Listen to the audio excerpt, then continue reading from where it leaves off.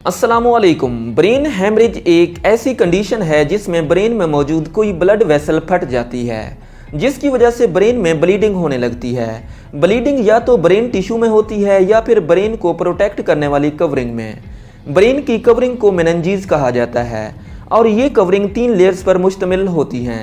इन 3 layers में मौजूद middle layer को अरेक्नाइड मैटर कहा जाता है। ये लेयर हाईली वेस्कुलर होती है, यानी इस लेयर में बहुत ज़्यादा तादाद में ब्लड वेसल्स प्रेजेंट होती हैं, जिसकी वजह से बाज़-औक़ात इस लेयर में मौजूद ब्लड वेसल्स फट जाती हैं, जिसकी वजह से ब्लड लीक होकर इस लेयर में इकट्ठा होना शुरू हो जाता है।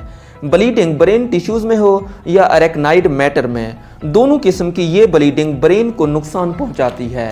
अगर ब्लीडिंग ब्रेन टिश्यूज़ में हो जाए तो इस केस में ब्रेन के सेल्स ऑक्सीजन ना मिलने की वजह से मरना शुरू हो जाते हैं, और अगर ब्लीडिंग ब्रेन की कवरिंग में हो तो इस केस में ब्रेन की कवरिंग ब्लड भर जाने की वजह से स्वेल होने लगती है, जिसकी वजह से अंदर मौजूद ब्रेन के सेल्स पर दबाव बढ़ता जाता है और इस दबाव की वजह से इस रीजन के ब्रेन सेल्स मरने लगते हैं। ब्रेन में ब्लीडिंग होने की बहुत सी वजूहात हैं, जैसा कि सर पर कोई गहरी चोट लग जाना, हाई ब्लड प्रेशर की वजह से ब्रेन की रग फट जाना, ब्रेन में ट्यूमर्स का मौजूद होना, या फिर मरीज को कोई ब्लीडिंग डिसऑर्डर होना है। अगर इसके सिम्टम्स देखे जाएं तो सर में शदीद दर्द का होना, वोमिटिंग का होना, देखने और बोलने में मुश्किल होना, इसके अलावा जिस्म में कोऑर्डिनेशन भी ख़त्म होने लगती है। अगर ये सारे सिम्टम्स किसी शख्स में नमूदार हो रहे हों तो इसे फ़ौरन डॉक्टर के पास ले जाना चाहिए, क्योंकि अगर ब्रेन हैमरेज की ट्रीटमेंट में ज़रा सी भी देर हो जाए तो पेशेंट की डेथ भी हो सकती है। ब्रेन हैमरेज को ट्रीट करने के लिए सबसे पहले ये जानना ज़रूरी होता है कि ब्लीडिंग ब्रेन के कौन से हिस्से में हुई है और इससे ब्रेन का कितना हिस्सा डैमेज हुआ है।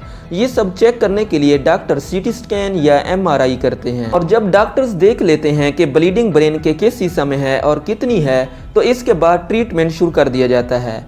ज़्यादातर केसेस में ब्लीडिंग को निकालने के लिए सर्जरी परफॉर्म की जाती है, जिसमें पेशेंट की स्कल में सुराख करके ब्लड क्लॉट्स को निकाल लिया जाता है।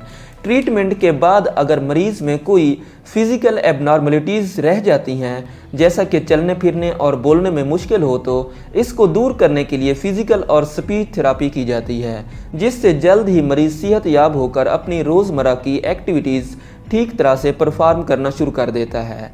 अगर वीडियो अच्छी लगी हो तो हमारे चैनल को भी सब्सक्राइब कीजिएगा। शुक्रिया। अल्लाह हाफिज़।